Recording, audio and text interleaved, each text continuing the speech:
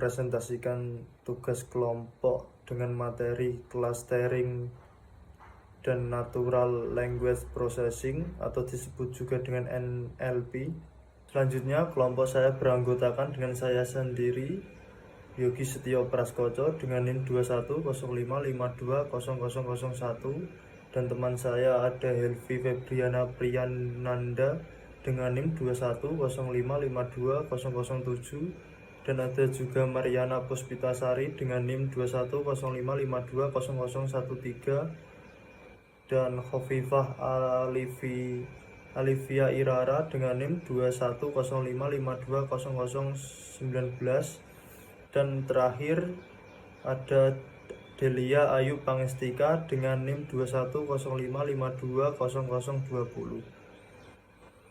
Selanjutnya ada pengertian clustering. Menurut TAN 2006, clustering adalah sebuah proses untuk mengelompokkan data ke dalam beberapa klaster atau kelompok sehingga data dalam satu klaster memiliki tingkat kemiripan yang maksimum dan data antar klaster memiliki kemiripan yang minimum. Selanjutnya ada manfaat clustering. Ada dua. Yang pertama, clustering merupakan metode segmentasi data yang sangat berguna dalam prediksi dan analisa masalah bisnis tertentu. Misalnya segmentasi pasar, marketing, dan penataan zonasi wilayah. Yang kedua ada identifikasi objek dalam berbagai bidang seperti komputer, fashion, dan image processing. Selanjutnya ada syarat clustering. Menurut Han dan Kamber 2012, syarat sekaligus tantangan yang harus dipenuhi oleh suatu algoritma clustering adalah ada 7. Yang pertama, skalabilitas. Yang kedua, kemampuan analisa beragam bentuk data. Yang ketiga, penemuan klaster dengan bentuk yang tidak terduga. Yang keempat, kemampuan untuk dapat menangani noise. Yang kelima, sensitivitas terhadap perubahan input. Yang keenam, mampu melakukan clustering untuk data dimensi tinggi. Yang terakhir, interpretasi dan kegunaan. Selanjutnya ada metode clustering. Ada dua. Yang pertama, hierarchical clustering, merupakan dikelompokkan melalui suatu bagan yang berupa hierarki di mana terdapat penggabungan dua grup yang terdekat di setiap iterasinya ataupun bagian dari seluruh aset data ke dalam cluster. Yang kedua ada partitional clustering, dikelompokkan ke dalam sejumlah cluster tanpa adanya struktur hierarki antara satu dengan yang lainnya. Pada kasus ini, kita menggunakan dataset produksi cabai rawit di Indonesia, yaitu terdiri dari 34 provinsi untuk melakukan clustering menggunakan algoritma K-means. Dataset ini terdiri dari 6 fitur, yaitu 1 fitur provinsi dan 5 fitur lainnya merupakan fitur tahun produksi. Berikut ini tampilan dataset yang akan digunakan. Selanjutnya kita akan mengimplementasikan algoritma tersebut ke dalam software Orange Data Mining. Setelah software sudah berhasil dibuka, kita mengimpor dataset cabai rawit ke dalam software tersebut, sehingga tampilannya menjadi seperti pada slide ini. Lalu klik 2 kali widget file untuk mengetahui informasi dari dataset tersebut, seperti jumlah baris, jumlah missing value, atribut yang terdapat di dalam dataset, dan lain sebagainya. Berikutnya, sambungkan antara widget file dengan widget data tabel untuk melihat seluruh isi dataset dalam bentuk tabulasi. Selanjutnya, untuk mengetahui rincian dataset, klik 2 kali pada widget data tabel, kemudian akan muncul tampilan seperti pada slide ini. Keterangannya, penjelasannya sudah diuraikan di bagian sebelumnya. So, variable labels menampilkan variabel atau atribut label atau target jika ada, ya. Visualis numeric value menampilkan nilai numerik pada setiap atribut yang bertipe data numerik. Lalu color by instance class menandai warna berdasarkan kelas atribut targetnya. Selanjutnya select full row memilih baris yang dapat dikirim ke widget lain. Yang terakhir, restore original order mengembalikan urutan seperti semula. Untuk melanjutkan proses pembuatan model menggunakan software Orange, data mining dengan algoritma K-means, kita perlu menghubungkan widget file dengan widget preprocess. Widget file berfungsi untuk membaca data yang akan digunakan dalam proses clustering, sedangkan widget preprocess berfungsi untuk melakukan processing terhadap data sebelum dilakukan clustering. Hasilnya seperti gambar berikut ini. Setelah widget preprocess tersambung dengan widget file, kita dapat melakukan preprocessing terhadap data yang telah dibaca oleh widget file. Dengan mengklik 2 kali widget preprocess, akan muncul jendela baru yang menampilkan sejumlah tab yang digunakan untuk melakukan tahap-tahap preprocessing data. Untuk melihat hasil data yang telah dinormalisasi, sambungkan antara widget preprocess dengan widget data tabel seperti pada gambar berikut ini. Klik 2 kali widget data tabel untuk menampilkan dataset yang sudah berhasil dinormalisasi dalam bentuk tabular. Setelah tahap processing selesai, sambungkan kembali widget preprocess dengan widget K-means yang terdapat pada tab cluster untuk melakukan proses clustering menggunakan algoritma K-means. Dengan demikian, kita sudah dapat melanjutkan proses pembuatan model dengan algoritma K-means menggunakan software Orange Data Mining. Klik 2 kali pada widget K-means untuk mengatur beberapa tugas yang akan diberikan terhadap algoritma tersebut untuk melakukan clustering.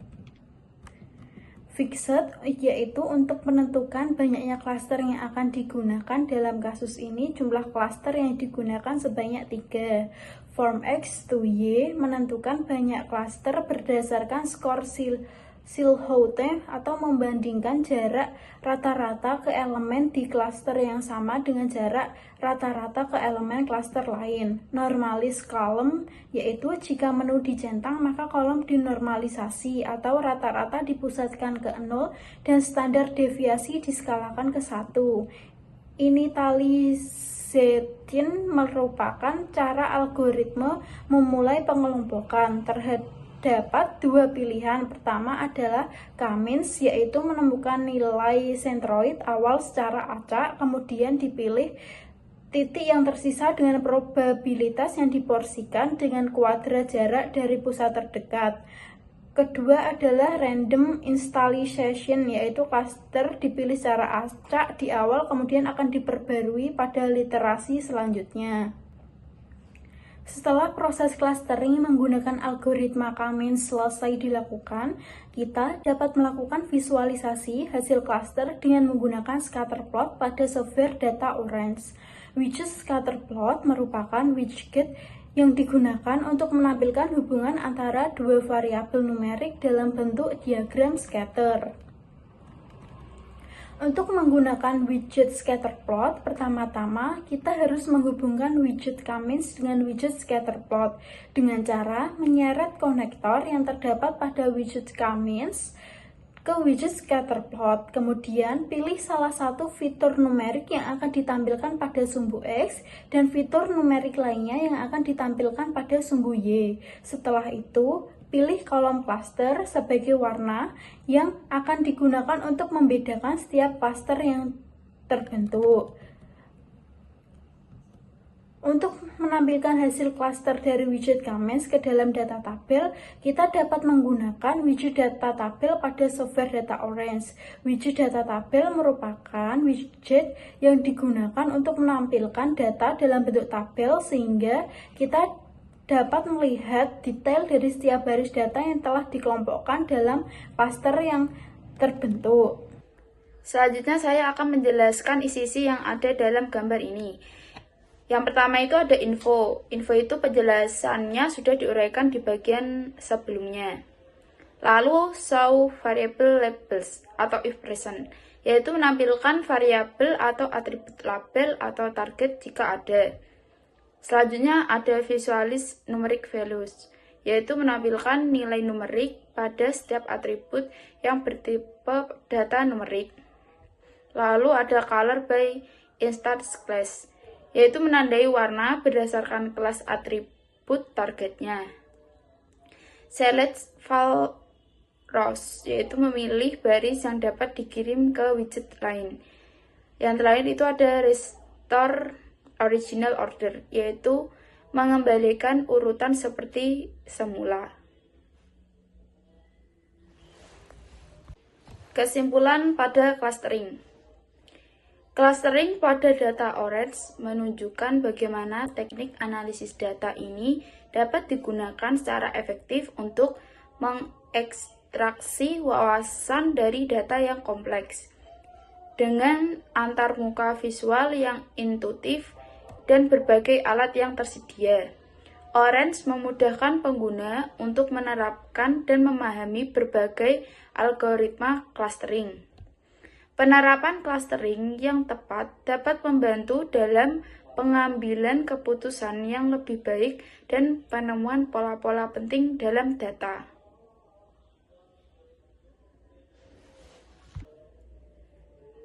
Lalu, apa itu Natural Language Processing atau NLP? Natural Language Processing atau NLP adalah cabang dari kecerdasan buatan yang berhubungan dengan interaksi antara komputer dan manusia menggunakan bahasa alami. Aplikasi yang menggunakan Natural Language Processing atau NLP. Yang pertama itu ada aplikasi terjemahan bahasa seperti Google Translate. Yang kedua, aplikasi pengolahan kata seperti Microsoft Word dan Grammarly yang menggunakan NLP untuk memeriksa keakuratan tata bahasa teks. Yang ketiga, ada aplikasi chatbot ataupun Interactive Voice Response atau IVR untuk menanggapi permintaan penggunaan tertentu. Dan yang terakhir ada aplikasi personal assistant seperti OK Google, Siri, Cortana, dan Alexa. Selanjutnya saya akan menjelaskan tentang pendekatan yang digunakan. Yang pertama ada pendekatan simbolik, yang kedua ada pendekatan statistik, dan yang terakhir ada pendekatan koneksi. Teknik yang digunakan dalam NLP. Yang pertama ada sinteks. Sinteks mengacu pada susunan kata-kata dalam sebuah kalimat sehingga tampak masuk akal secara tata bahasa. Yang kedua ada semantics, yaitu mengacu pada makna yang disampaikan oleh sebuah teks. Lalu bagaimana sih sistem NLP menginterpretasikan bahasa? Sistem NLP menginterpretasikan bahasa itu yang pertama ada morphological level, yaitu morfem adalah unit makna terkecil dari sebuah kata. Dan yang kedua ada lexical level, yaitu sistem akan fokus pada bagaimana bagian-bagian kata atau morfem bergabung untuk membuat kata-kata. Dan yang ketiga ada syntactic level, yaitu level ini berfokus pada teks di level kalimat. Yang keempat ada semantic level. Sistem berfokus pada bagaimana konteks kata dalam kalimat membantu menentukan arti kata pada tingkat individu. Dan yang keenam ada pragmatic level, yaitu level ini berfokus pada makna kata atau kalimat pada kesadaran situasional dan pengetahuan dunia. Manfaat NLP pada bisnis. Yang pertama melakukan analisis skala besar, yang kedua melakukan analisis yang lebih objektif dan akurat, lalu yang ketiga ada menghemat waktu dan biaya produksi, yang keempat ada meningkatkan kepuasan pelanggan, dan yang kelima ada meningkatkan produktivitas karyawan, dan yang terakhir adalah mendapatkan wawasan nyata. Sekian presentasi dari kelompok kami. Kurang lebihnya mohon maaf. Wassalamualaikum warahmatullahi wabarakatuh.